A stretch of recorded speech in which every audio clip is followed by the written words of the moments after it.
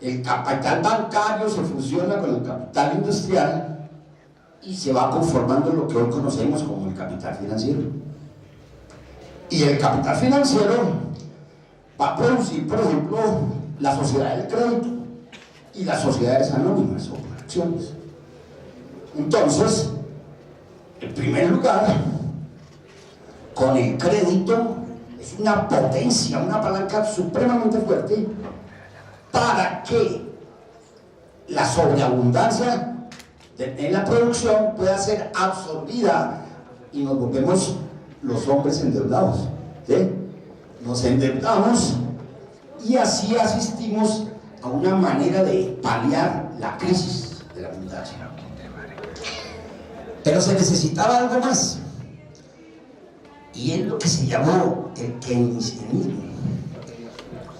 Lo que dijo Keynes, hacía saltos de garrocha, fue: necesitamos reconfigurar el Estado. Ya el Estado liberal ha muerto.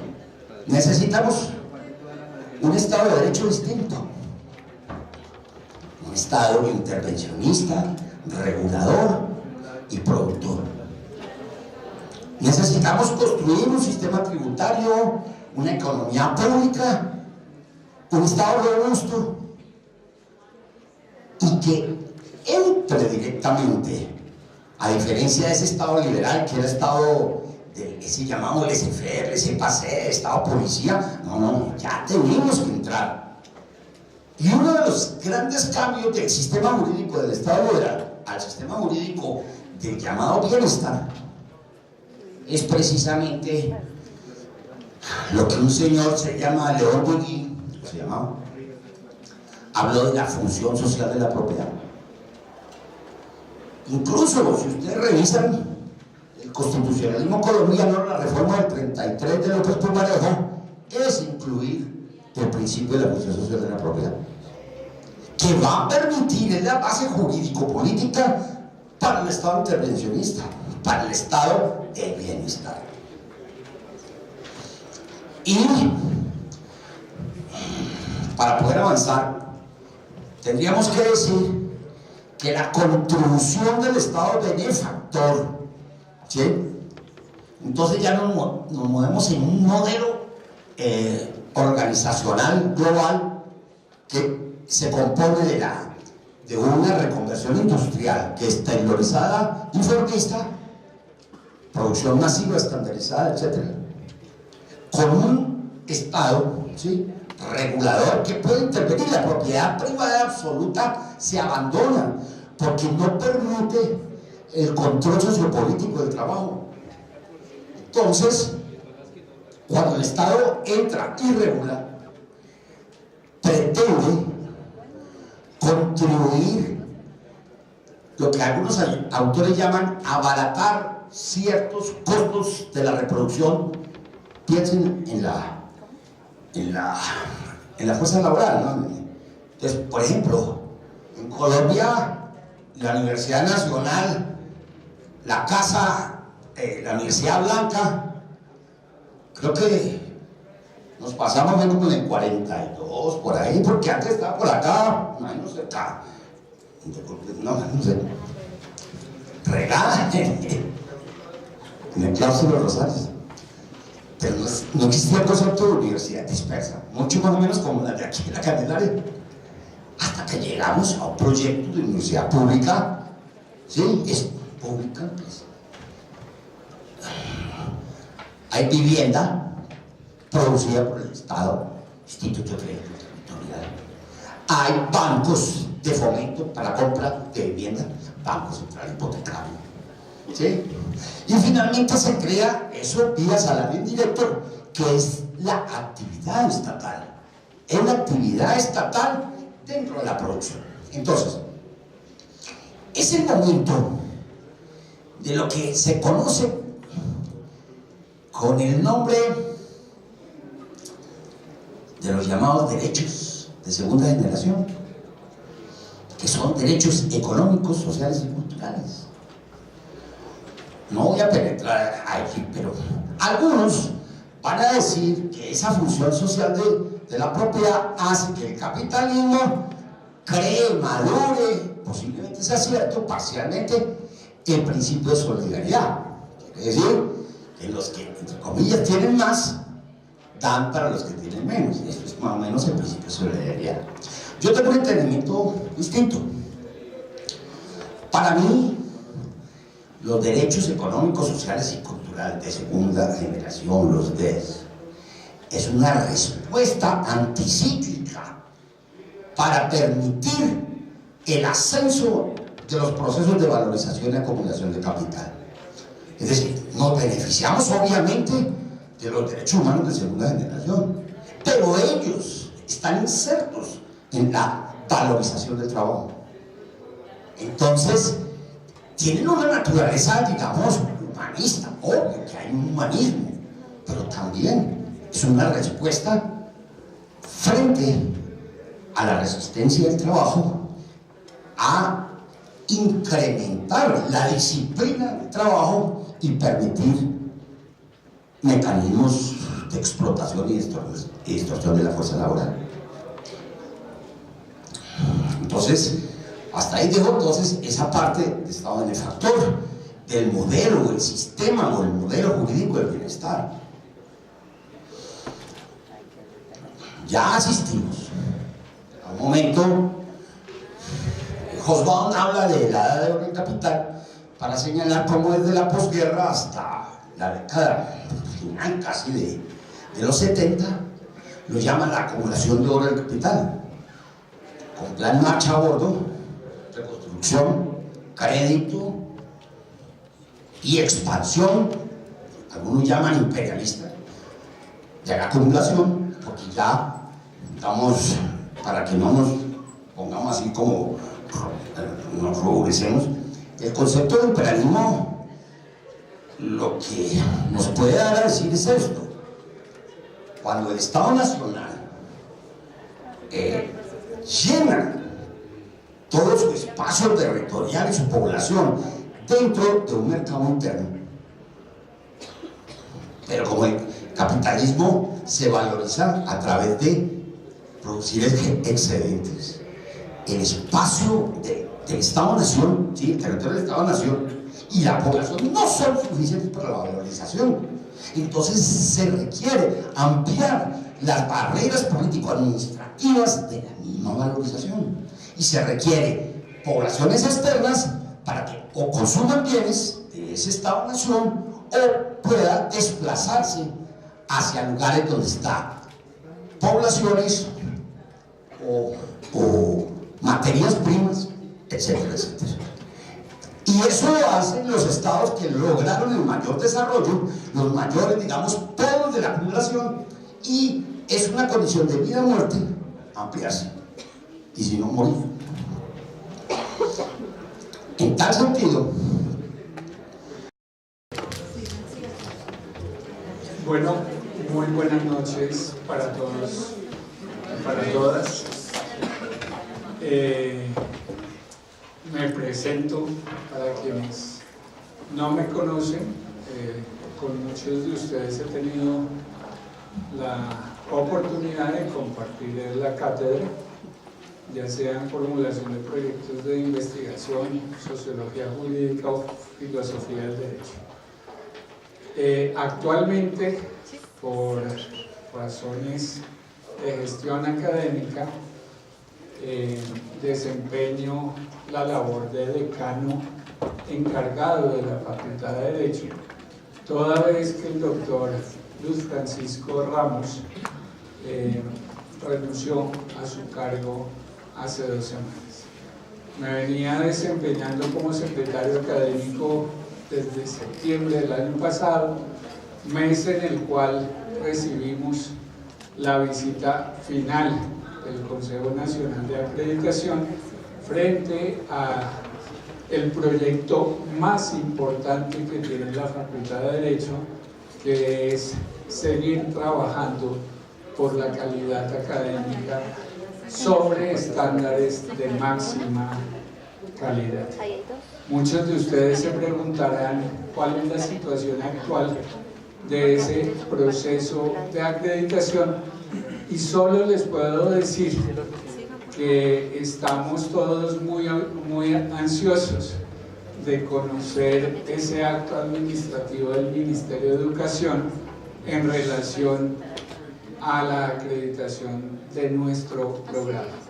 También les quiero decir que institucionalmente, desde Rectoría, Presidencia y por supuesto desde la Decanatura, pues tenemos el mejor optimismo, por decirlo así, sobre la base de que hemos hecho las cosas muy bien en relación a la posibilidad de tener una noticia por parte del Ministerio de Educación en los próximos días.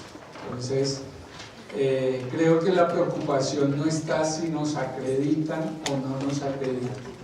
Nosotros estamos trabajando sobre la base de que tenemos todas las condiciones para seguir trabajando en la acreditación, y en ese sentido lo estamos haciendo.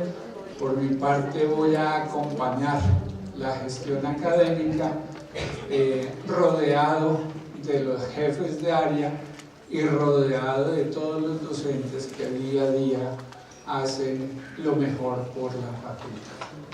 Pero bien, como no soy el protagonista en el día de hoy, el director de investigaciones del Sistema Universitario de Investigaciones me ha delegado la responsabilidad de presentar la jornada de socialización de los resultados de investigación de la Facultad de Derecho. Pero antes quiero socializarles también un nombramiento que tuvimos hace muy poco, y es el nombramiento del coordinador de investigaciones de la Facultad de Derecho, que es el profesor Santiago Patarroyo. Muchos de ustedes también lo conocen, pero es importante que lo tengamos muy presente en relación a que el doctor Santiago pues es quien lidera la gestión de la investigación al interior de la Facultad de Derecho, y también lidera los procesos de semilleros de investigación, proyectos de investigación, líneas de investigación y todo lo relacionado con la actividad investigativa de la facultad. Entonces, quiero darle la bienvenida a esta quijotesca labor de la coordinación de investigaciones y hacerlo parte de esta gesta de socialización de los resultados de la investigación. El día de hoy tenemos una conferencia en relación a la globalización y a los escenarios de justicia. Precisamente estamos enfrentando una situación límite frente a las relaciones internacionales, específicamente con la situación de Venezuela, en donde día a día hemos conocido los avances que ha tenido este proceso. Por un lado, un abuso del derecho internacional humanitario, por el otro, un abuso del poder, temas que son muy importantes cuando se da cuenta de un proceso de globalización. Entonces creo que el contexto mundial, el contexto de la relación misma con un pueblo hermano como es el pueblo de Venezuela, le da toda la pertinencia a este diálogo, que es un diálogo de saberes frente a la investigación que desarrolló el profesor dentro de la actividad investigativa de la facultad. Entonces, no siendo más, le doy la bienvenida al profesor Luis Eduardo para que nos comparta ese proceso de investigación y los resultados que hasta el momento ha tenido este proceso. Entonces, profe,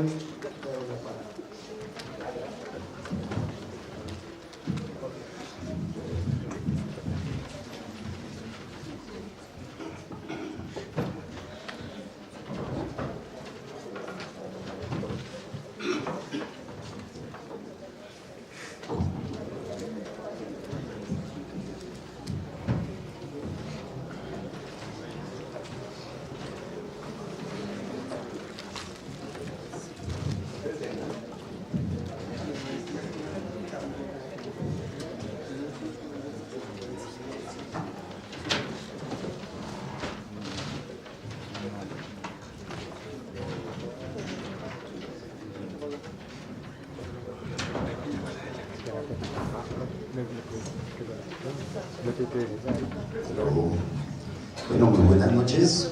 Mi nombre es Eduardo Rodríguez.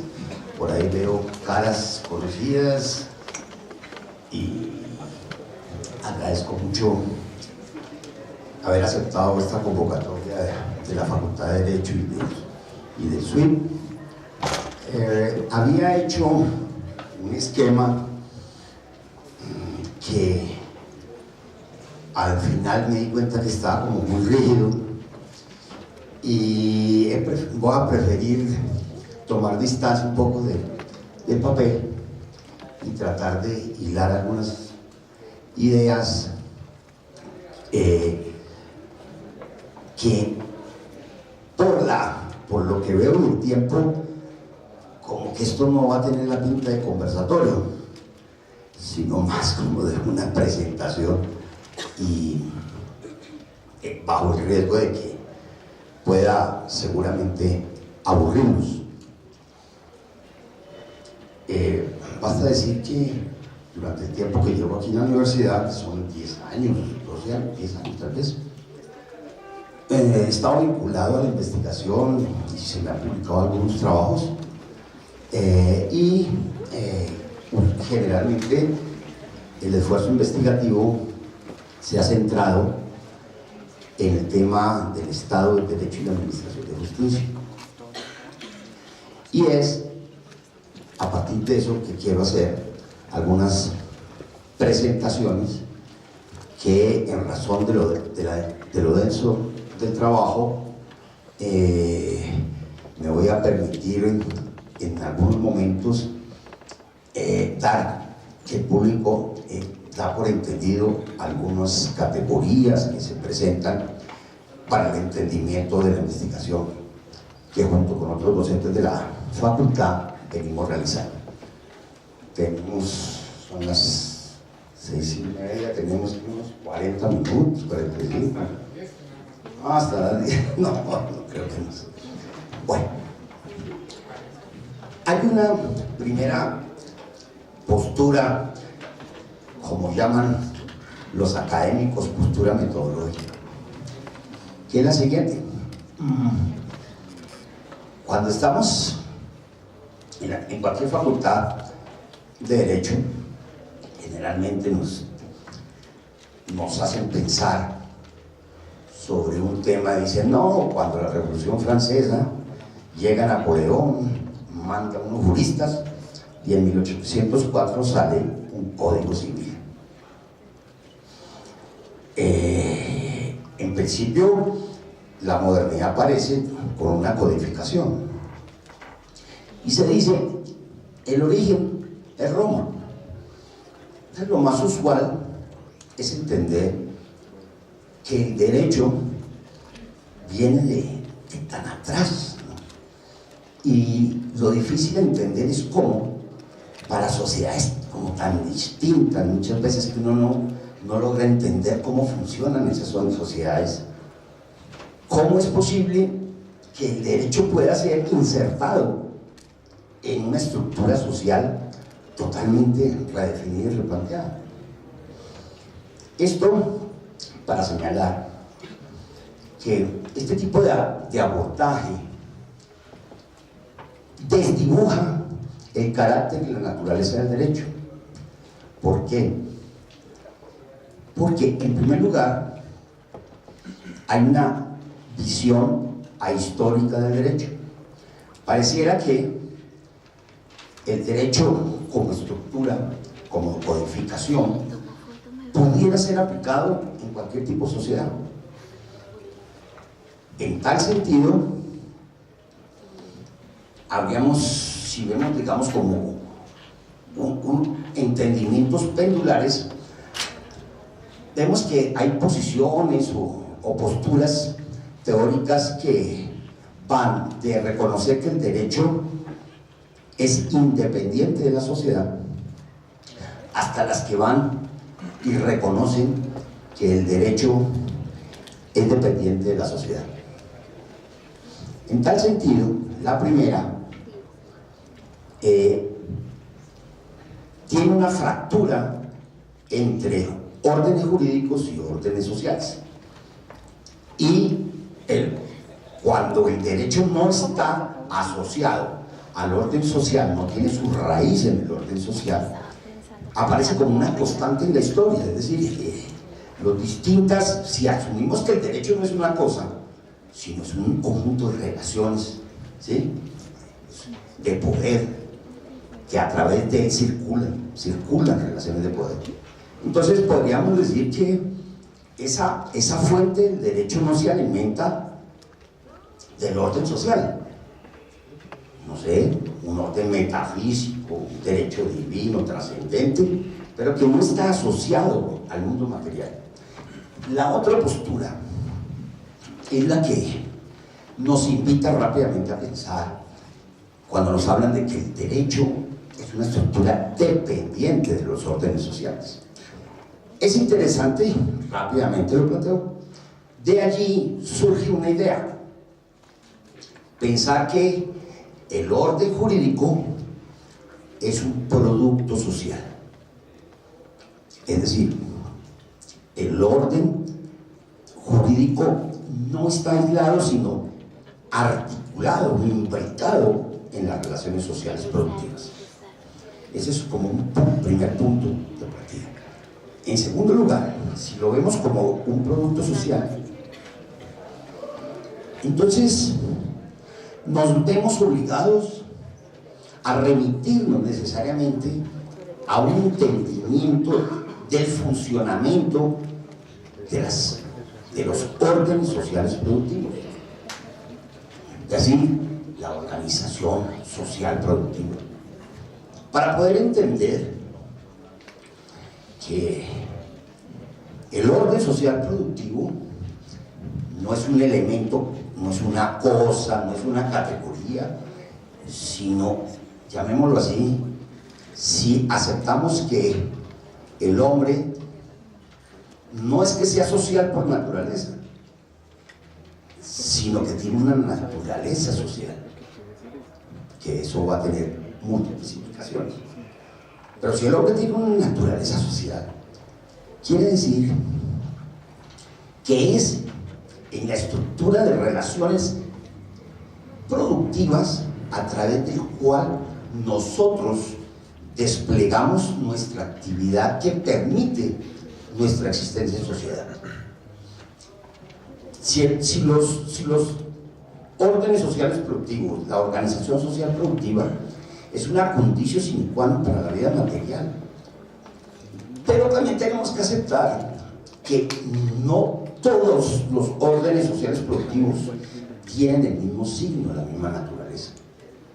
Pues es muy distinto las relaciones productivas que hemos establecido en la modernidad a órdenes precapitalistas que tienen estructuras materiales de producción que no corresponden al nivel tecnológico nuestro, al conjunto de relaciones de propiedad, al conjunto de, digamos, de existencia del mercado.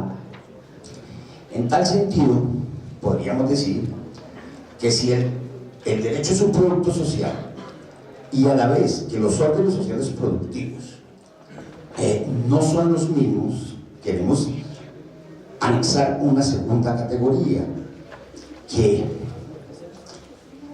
hay que reconocer la historicidad de las relaciones jurídicas. Es decir, el derecho transforma y se transforma en la producción de la vida social. Y los otros órdenes anteriores no pueden ser equiparados, de tal manera que esto tiene una importancia también política importante. Es decir, tenemos que comenzar a investigar hasta dónde los órdenes sociales los reconoce el derecho a través de su juridización. Es decir, el derecho juridiza las relaciones sociales. En ese sentido, las relaciones sociales en las que nos encontramos viabilizan, hacen circular relaciones altamente conflictivas, de violencia y de poder. Pero también el derecho no solamente juridiza, es decir, tiene un papel pasivo con el orden social, sino que a la vez el derecho tiene capacidad también él de circular fuerza, violencia y transformar relaciones entre nosotros. Es, a mi juicio, una de las características fundamentales del derecho moderno, no de todos los derechos, ¿sí? No del derecho canónico, la teología, no, del derecho moderno. Entonces, en el escenario, la investigación tiene que, para investigar un poco en derecho también, no podemos perder de vista la doble determinación entre orden social productivo y orden jurídico. Hay una, o sea, no los podemos identificar plenamente, ¿sí? Pero sí hay una, por poner una palabra que no me gusta porque nunca he podido entenderla, hay una dialéctica entre el orden social y el orden jurídico, ¿sí? Ambos expresan deseos, necesidades, pasiones, etc. Un elemento que nos ayuda a comprender la historicidad, por ejemplo, del derecho, rápidamente, para ir avanzando, podría ser el siguiente. Todos nosotros estamos acostumbrados, por ejemplo, al tipo de familia. El derecho nuestro tiene, así muy rápidamente, tiene como estructura la familia nuclear consanguínea, que es la que el Código Civil la tiene, ¿sí? Esa es la regulación de la familia. Ahora, tiene problemas aquí nomás porque el derecho civil y la familia es considerada como un continente autónomo, ¿sí? Desligado de otras actividades.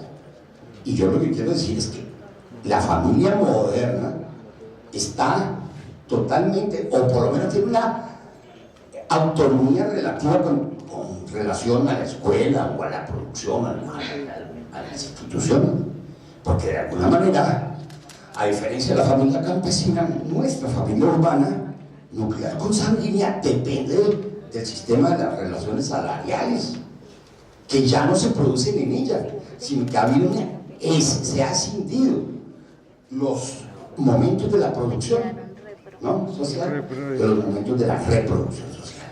Y la familia finalmente lo que hace es realizar el salario, la ganancia o la renta, dependiendo del tipo o el lugar de los distintos agentes de la producción social.